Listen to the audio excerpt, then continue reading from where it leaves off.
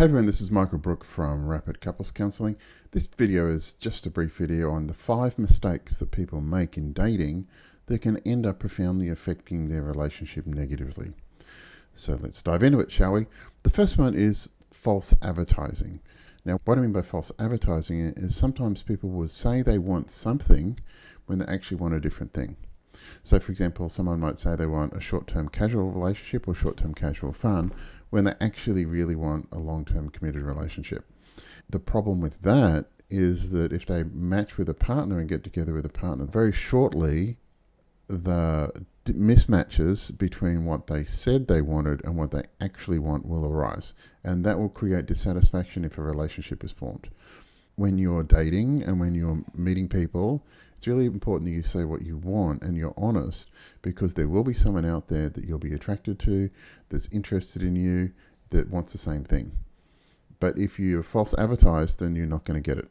That's one, false advertising. Next one is dating before you're ready.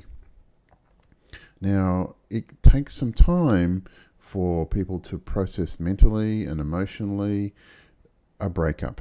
It can take 3 to 6 months or more, particularly if it's a long-term marriage or a long-term relationship.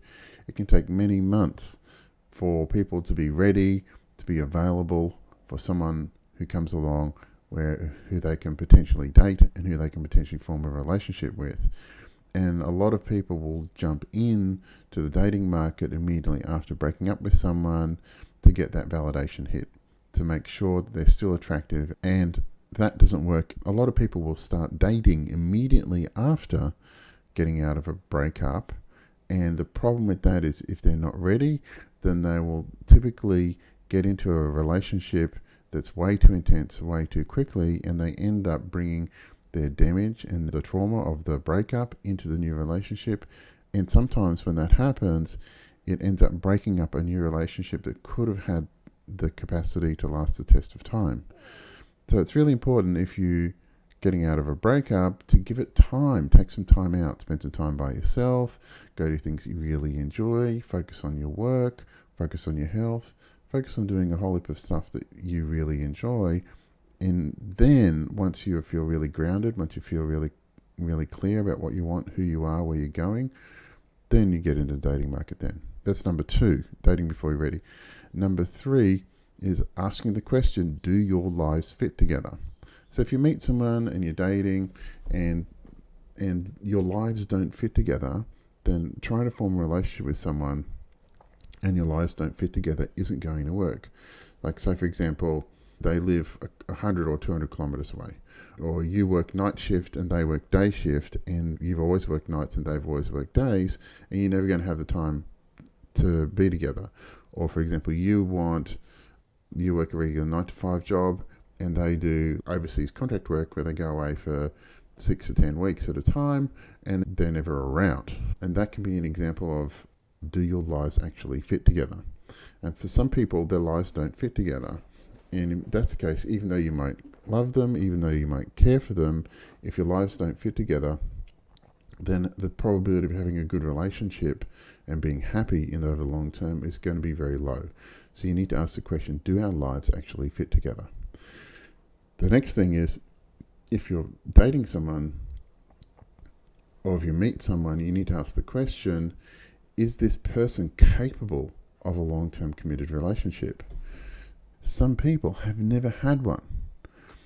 And whilst this might not be a big problem if you're dating in your early 20s or late teens, if you meet someone who's 35, who's never had a long-term relationship, has only been together with people for 2 or 3 months in their mid-30s, well, you need to ask the question, do they actually know how to have a good relationship? And if they've never been in a committed relationship, there could be the possibility that they're actually not capable of it. And which brings me to the concept of, if someone's only ever had really, really short-term flings and short-term relationships, and you want to have a long-term relationship with them, it's probably not going to work out so great. So you need to ask the question, is this person capable of a long-term relationship? And if they aren't, then don't date them. You're setting yourself up for a relationship crisis if you do. The final one is, do you have a values match? Roughly 60% of relationships these days meet when people meet on dating apps. The problem with dating apps is dating apps tend to be a very visual thing. Do you like the look of them? Are you attracted to them? Dating apps optimize for people's visual stimuli, right? But the problem is that is not indicative of success. What does indicate success is, so is there a values match? Do you have the same values? Do you want the same things in life? Are you heading in the same direction? Is what's important to you important to your potential partner?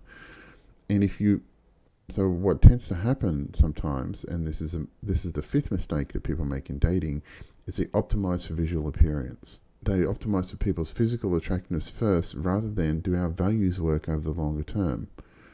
If what important to me, what's important to them, because if what's important to you and what's important to them, then you can have a relationship that's worth wanting.